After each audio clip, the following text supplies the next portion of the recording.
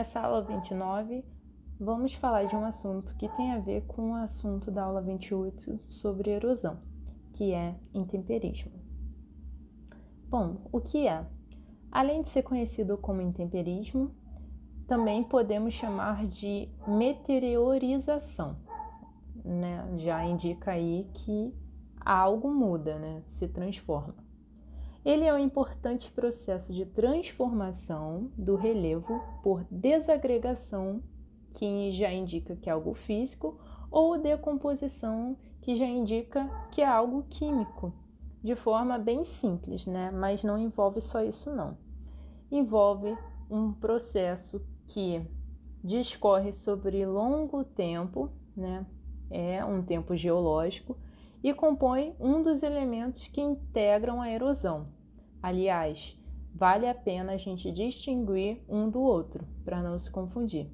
Afinal, eles são complementares, porém são distantes, no quesito de ter cada um as suas diferenças, né? Até por isso eles se complementam. A erosão, por um outro lado, vai além da transformação que o intemperismo se propõe. A erosão tem a ver com desgaste, transporte e deposição, mas isso no slide a seguir a gente vai lidar propriamente. Bom, o intemperismo ele consiste no conjunto de processos físicos, químicos, mas também biológicos, que provoca o desgaste das rochas ao longo do tempo. Se atentem, das rochas, também para diferenciar intemperismo de erosão. Sua dinâmica acontece através da ação dos chamados agentes exógenos ou externos, também similar à erosão, que transformam o relevo, como a água, o vento, a temperatura e os seres vivos. A essa altura do campeonato, vocês vão perceber que, ao falar de agentes exógenos ou externos, os agentes transformadores acabam sendo os mesmos, né? Eles influenciam nesse modelado do relevo, na parte morfológica, digamos assim. Esse processo de desagregação das rochas, que é provocado pelo intemperismo, também provoca o surgimento de pequenas partículas de rocha, que a gente chama de sedimentos. Exemplos de sedimentos são as praias, a própria poeira, entre outros elementos.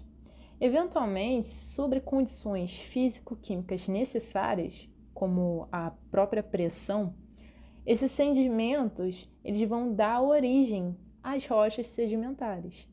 Por isso, né, o nome casa muito com meteorização, com sedimentar, com transformação. Esse processo é o que origina também os solos, que nada mais são do que um amontoado de sedimentos oriundos da desagregação de rochas.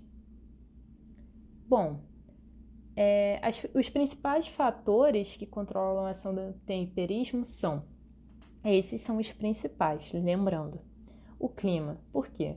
Com o clima há a decomposição e desagregação das rochas.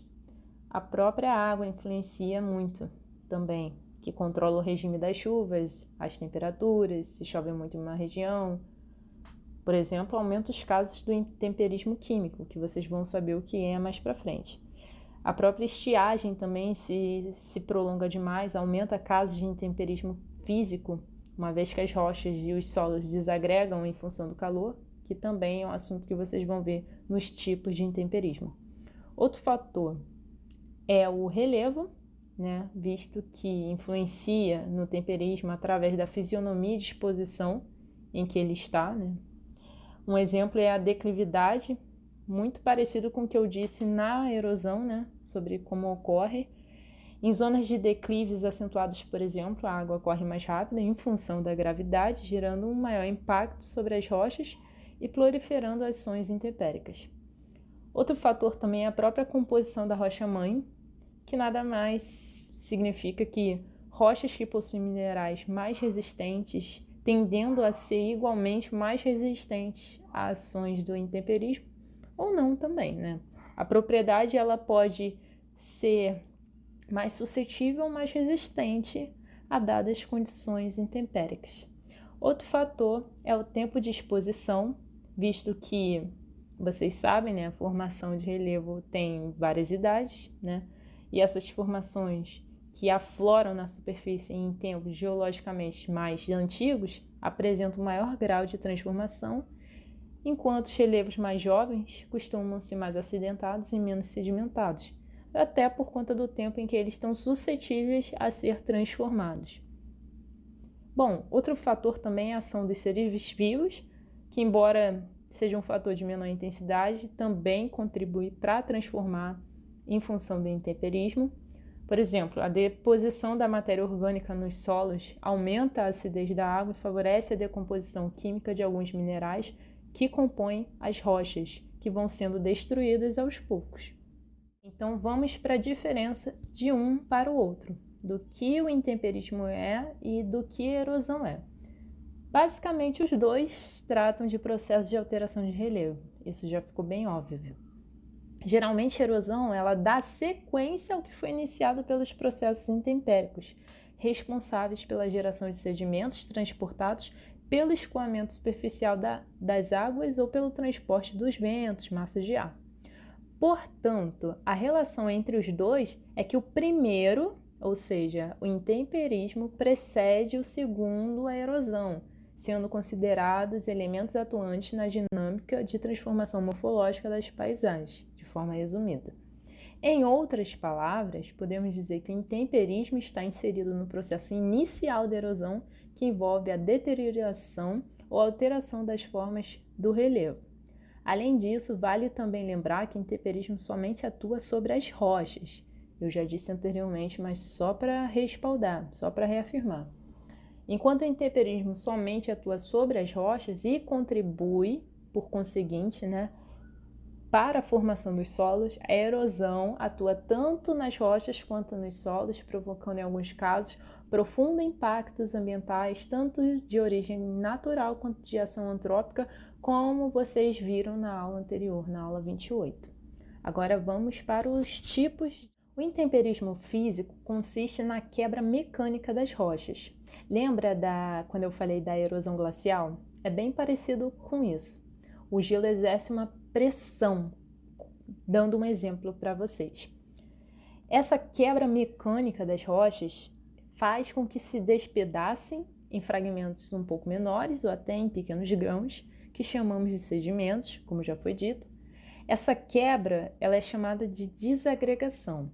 Ela pode ser causada por alterações climáticas, pela água da chuva, pelo vento, até pelo gelo, como já exemplifiquei, entre outros fatores.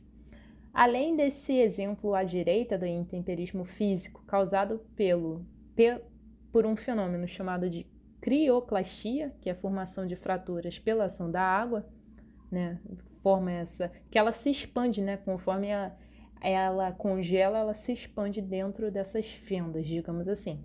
Há esse outro exemplo, que é o intemperismo físico causado pela aridez climática comum no sertão brasileiro. Continuando, temos o intemperismo químico, que é a dissolução das rochas ou a alteração química dos minerais que fazem parte delas. E aí vai de acordo com a propriedade química de cada situação. Esse processo geralmente é causado pela água, que se mistura com materiais orgânicos, que reagem com gás carbônico e formam uma substância ácida que dissolve as rochas. As formas de vida que habitam nas rochas também podem contribuir para a sua deterioração. E aí é muito comum a gente tratar o intemperismo químico ao passo que trata o intemperismo biológico, que eu vou falar a seguir. Porque, você está lidando com vida e está lidando com a parte química, dessas reações. Então, além de ajudarem na formação de rachadura, os seres vivos podem ingerir componentes minerais ou até mesmo cavar através das rochas. E eu vou deixar para retomar esse pensamento no próximo slide, tá bom? É só uma forma de dizer que o intemperismo biológico é apenas uma das muitas maneiras que a geologia e a biologia estão mais relacionados ao que a gente mesmo imagina. E aqui está o exemplo da dissolução do calcário em contato com a água. E aí, pegando esse gancho que eu já indiquei do intemperismo biológico, Basicamente, ele consiste na quebra ou dissolução das rochas realizadas por seres vivos, geralmente pequenos insetos ou micro-organismos, considerados como menos importantes, mas continuando gerando impactos à superfície terrestre. Só para abrir um adendo no intemperismo químico, geralmente quando o mineral sólido é exposto à água ou a um ácido, ele acaba se dissolvendo, formando uma solução em alguns íons, né?